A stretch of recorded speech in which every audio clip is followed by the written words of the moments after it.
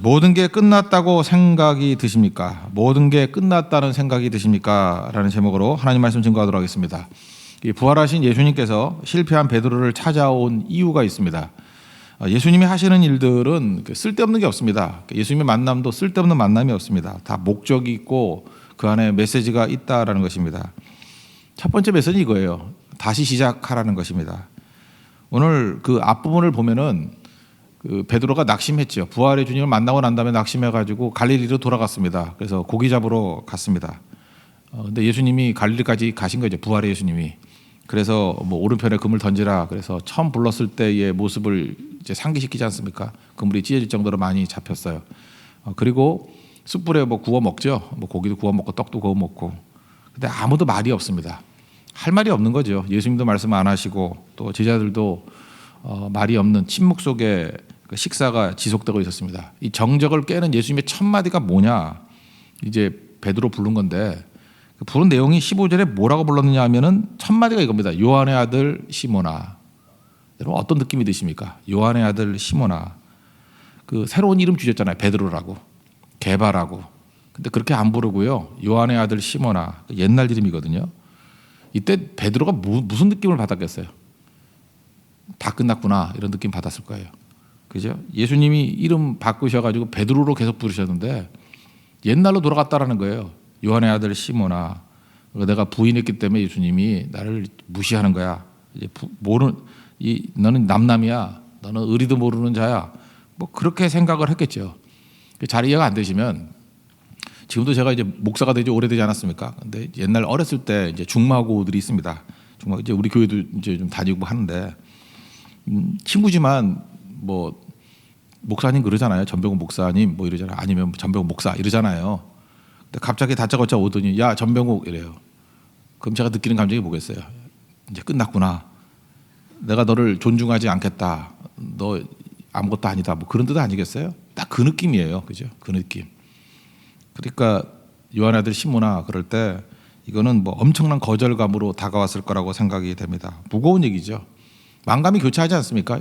예수님의 수제자입니다. 베드로 수제자고 그 다음에 예수님께 칭찬이라는 칭찬은 다 들었잖아요. 가이사랴 빌립보 고백에서 너희는 나를 누구라 하느냐 그랬더니 주는 그리스도시요 살아계신 하나님의 아들입니다. 예수님이 너무 기쁘셔가지고 이거 알게 한 것은 뭐 하나님이 알게 하실 것이다. 내가 이 반석 위에 내 교회를 세우리라. 반석이 베드로 아니에요. 이 베드로 위에 교회를 세우리라. 이 고백 위에 교회를 세우리라. 뭐 굉장했죠. 그리고 예수님 십자가 지실 때도 여기 있는 사람들이 다 버릴지라도 나는 절대로 그러지 않겠습니다. 버리지 않겠습니다. 뭐 장담하지 않았습니까? 그럼에도 불구하고 계집종 앞에서 뭐 부인하고 나중에는 저주까지 하는 일들. 한번 생각해. 우리 인생을 살 때 우리가 뭐 베드로 같은 인생 사는 사람도 많이 있죠. 예수님 만났는데 나는 그렇게 살고 싶지 않았습니다. 자, 우리 넘어지는 성도들도 보면은 그렇게 살고 싶어서 넘어지는 사람 없어요.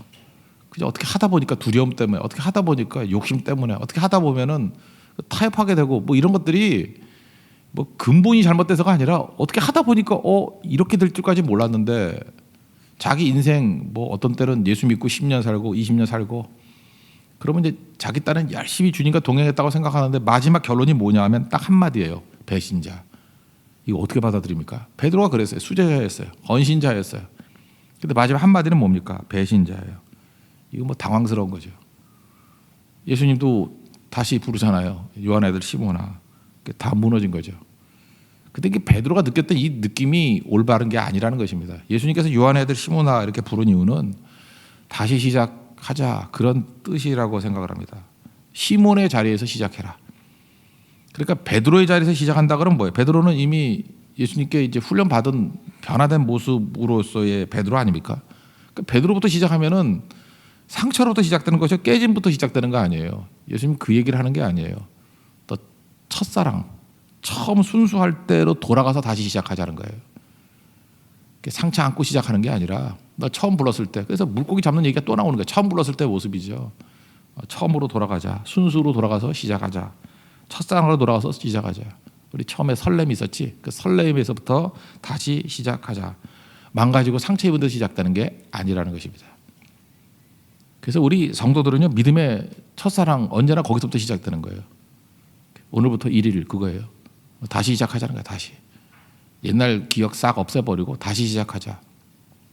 저는 이게 부활의 복음이라고 생각해요. 부활은 죽었다가 다시 살아나는 거 아니에요. 이거 다 죽은 거거든. 이제 다시 시작하자. 물론 우리 기억 속에 남아있겠지만 그것도 다 사라지라는 거예요. 다시 시작하자. 두 번째인데 그럼 다시 시작하는 기반이 있어야 될 거 아닙니까? 기반이 뭐냐? 여기서 예수님이 묻는 게 이제 다시 시작하는 기반을 말해준다고 생각을 해요. 내가 나를 사랑하느냐 이렇게 묻습니다. 이거 시제가 되게 중요한 건데 현재예요. 현재 시제로 묻습니다. 만약에 이걸 과거로 물었다고 생각하면 어떻습니까? 과거나 뭐 현재 완료 같이 너 과거부터 나를 사랑하면서 지금도 사랑하니 이렇게 묻던지 너 과거에 사랑 있니?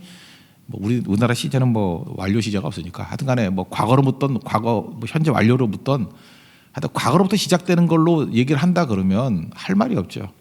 과거는 뭐 배신했잖아요. 그러니까 과거를 건들면 건들수록 베드로는 아픈 거예요.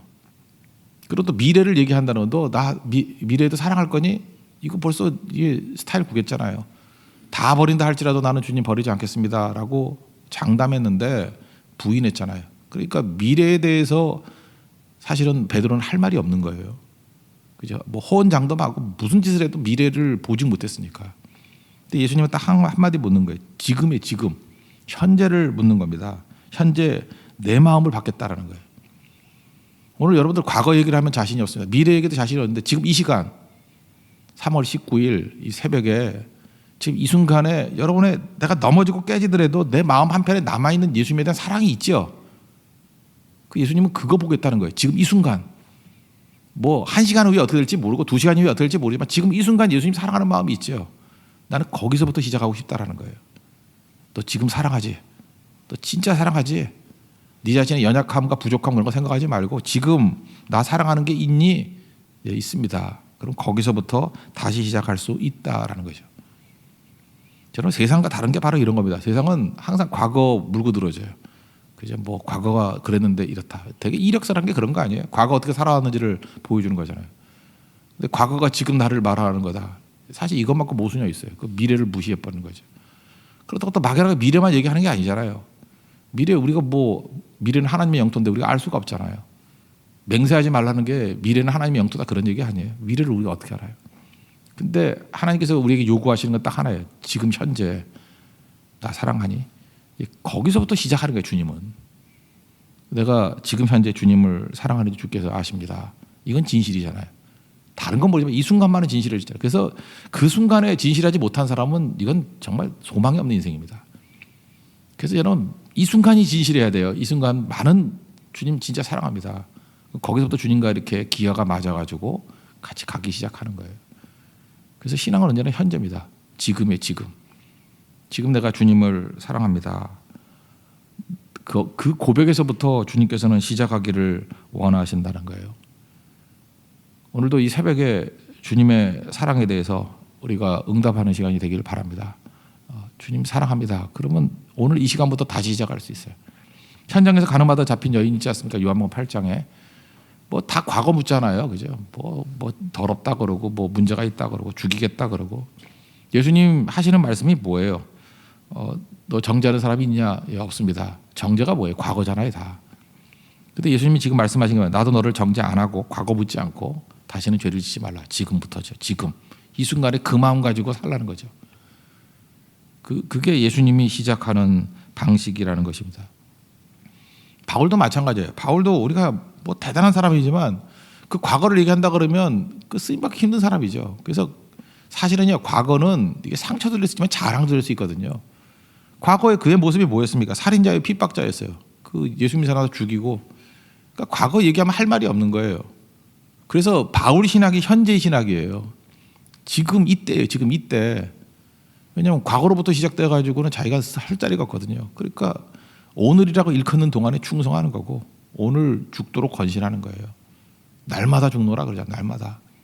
그게 바울의 모습이었다는 것입니다.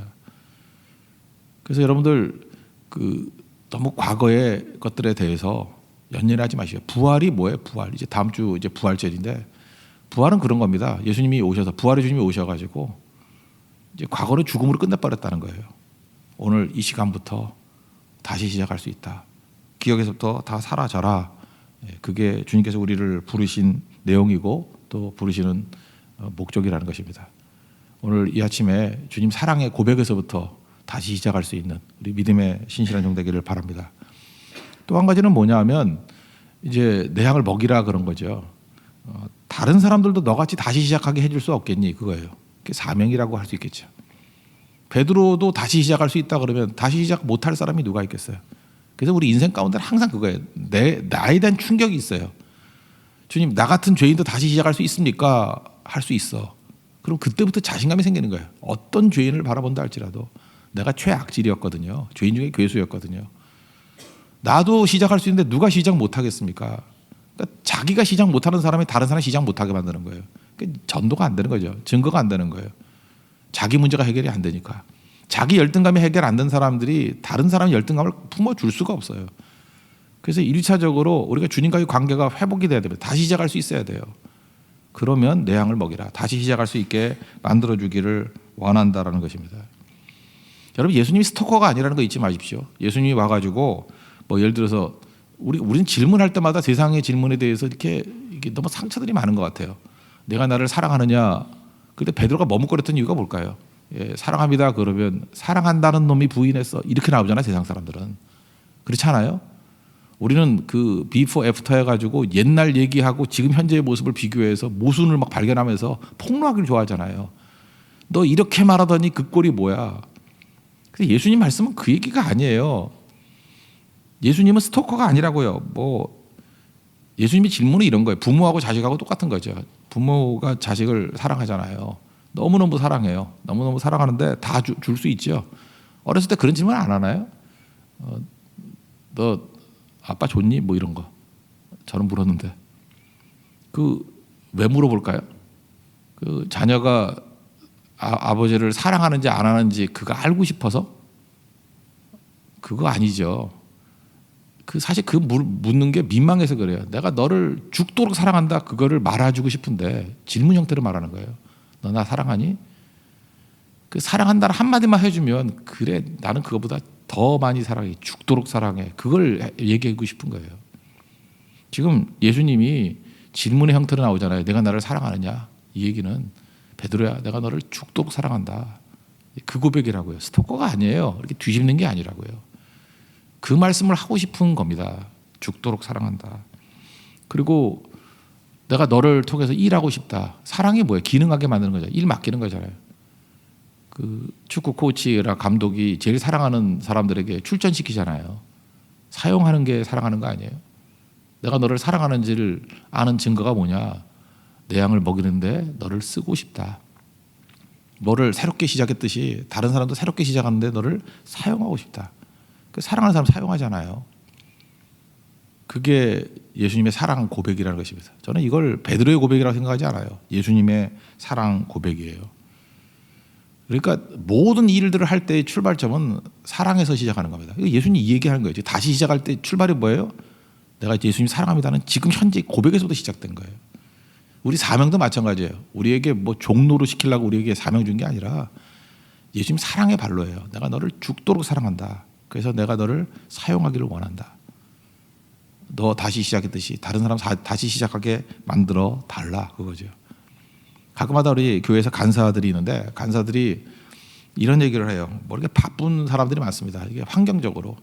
그래서 뭐 새벽기도 나오려니까 잠도 뭐 2시간 3시간밖에 못 자고 뭐 정말 일이 많아요. 제가 봐도. 그래서 막 울면서 그런 얘기를 해요. 더 이상 양떼들을 케어하지 못하기 때문에 간사 못하겠습니다. 이렇게 얘기해요. 근데 그거는 좀 질적으로 다른 것 같아요. 그죠? 제가 그런 얘기를 했어요. 인생에서 제일 공허한 게 뭐냐면 사랑받지 못할 때거든요.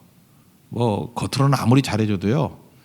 여러분들이 뭐 이렇게 잘 음식 대접받고 뭐 잘 케어를 받았는데도 불구하고 공허할 때는 뭐냐 하면 겉으로는 다 있는데 그 안에 사랑이 없으면 공허한 거예요. 뭐 꽃도 갖다 주고 뭐 좋은 거 다 갖다 줘요. 근데 사랑이 없어. 그러면 공허해요. 근데 아무것도 없어도요. 뭐 제대로 준 거 아니어도 사랑이 넘쳐나면 충만해지는 거예요. 제가 그 얘기 해줬어요. 그 비슷한 예증 몇 개를 들면서 너 이러이러한 케이스가 있을 때 느낀 감정이 뭐냐? 공허했대요. 그렇지. 바라만 봐도 공허해. 근데 아무것도 없다 할지라도 라면 한 그릇을 먹는다 할지라도 사랑 때문에 그죠? 그 사람을 생각하는 마음 때문에 같이 나눌 수 있다 그러면 그때 느끼는 감정이 뭐야? 충만이거든요. 지금 양떼를 사랑하는 마음이 있잖아요. 근데 시간적 여유가 없고 뭐 부족한 것들이 많아요. 그러면 사랑에서 출발하는 것이 충만이니까 그거로 자격 충만하다고, 충분하다고. 그건 더 할 수도 있고 덜 할 수도 있고 그 외적 시간이 문제가 아니라 사랑이 있으면 양떼 이끄는 건 문제 없다고. 문제는 거기에 있습니다. 거기에. 여러분들 지금 만날 때마다 이렇게 뭐 자꾸만 공허해지는 건 사랑이 없기 때문에 그렇습니다. 사랑하는 마음이 있으면은 좀 부족해도요 언제나 충만해요. 우리 뭐 부모님과 자녀들 막 사랑하잖아요. 멀리 떨어져 있다고 공허하던가요? 멀리 떨어져 있어도 메시지 한 번을 날려도 뭐 전화 한 통을 해도 금방 꽉 채워지잖아요. 충만함이. 진짜 사랑이기 때문에 그래요. 근데 거칠의 메시지 뭐 수백 번 왔다 갔다 해도 문제가 되는 거죠.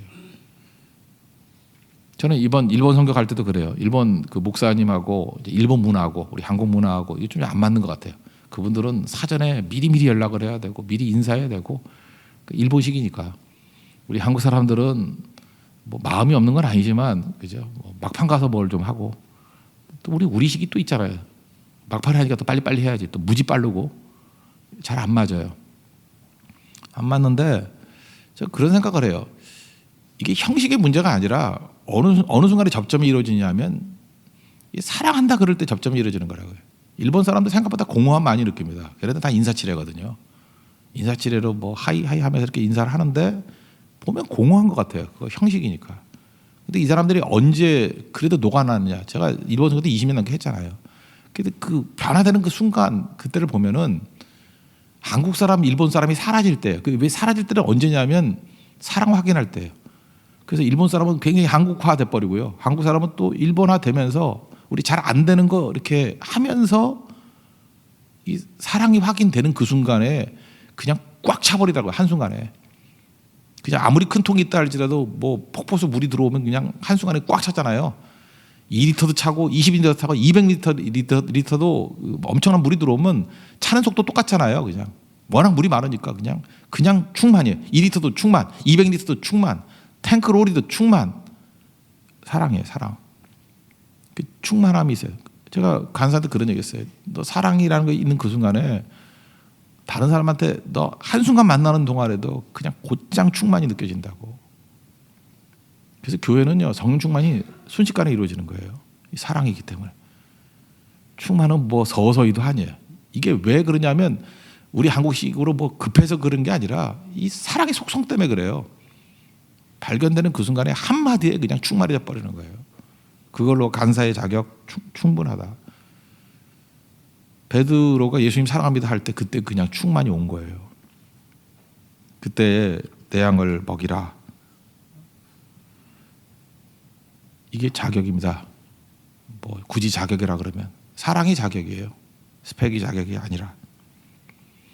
제가 이렇게 목회를 해보니까요. 목회자가 이거 직업이라 그러면 이거는 사실 직업 못해요. 할 수 있는 사람 아무도 없어요. 왜냐하면 사람 만나는 일이거든요. 사람 만나는 거는 사실 일이라고 말하기도 힘들어요. 이건 희생입니다. 이건 희생이고 죽음이고. 여러분 뭐 리더나 간사하면 뭐 한 10명 정도 만나요. 10명이나 20명. 많아봐야 20명 정도 만나겠죠. 그래도 막 미치겠죠. 근데 이게 수백 명, 수천 명 이렇게 되면은 사실 이거는 불가능한 거죠. 그래서 미국 같은 데 가면요. 교회 앞에 이게 보드가 항상 붙어 있어. 목회자 구함. 그 왜 그럴까요? 목회자들이 잡이면 못 해요. 이걸 잡으로 생각하면은 불가능한 일입니다. 이거는 복음의 빚진 자 의식을 가져야지 하는 거죠. 사실 이게 3D도 이런 3D가 어디 있어요. 그죠? 뭐 새벽부터 새벽도 없죠. 밤까지 뭐 아무 때나 막 부르고 아무 때나 뛰쳐가야 되고. 근데 그게 가능한 건 딱 하나예요. 목회자한테 물을 거 딱 하나예요. 예수님 사랑하느냐? 그리고 양떼 사랑하느냐? 다시 내가 시작된 것 같이 시작할 수 있느냐? 목회자만 그런 거 아니죠. 우리 일꾼들도 간사 리더들도 뭐 다 마찬가지라고 생각합니다. 하나님 안에서 우리가 다른 조건 아니라 이 사랑이 조건이라는 거예요. 그리고 사랑하면요 이렇게 터치만 해도 충만해져요. 이게 교회의 속성이고 이게 사역의 속성이라는 거 붙들고 우리도 그 주님 안에서 다시 사랑의 확인부터 새 출발할 수 있는 믿음의 종 되기를 바랍니다. 그래서 조금 전에 우리 찬양했잖아요. 내 구주 예수를 더욱 사랑. 그 지금 고백이에요. 내가 지금 예수님 사랑합니다. 이렇게 고백하고 그것이 가슴속에서 진실로 주님과 만나는 그 순간에 저는 새로 시작하는 사람 너무너무 많이 봤어요. 그 순간부터 시작해. 지금부터 1일이에요. 그래서 인생이 바뀌어요. 뭐 대단한 성령 체험이 아니라 저는 사랑 체험이라고 생각합니다. 사랑 체험하는 그 순간에 성령이 또 물밀듯이 밀려와요. 그래서 충만해. 사랑 충만, 사명 충만, 그리고 하나님 앞에 헌신하고 나아가는 출발점이 될 수 있다는 것입니다. 오늘 이 아침이 그 출발이 되는 은혜의 역사가 있기를 축원합니다. 모두 자리에서 일어나겠습니다. 314장 찬송하겠습니다.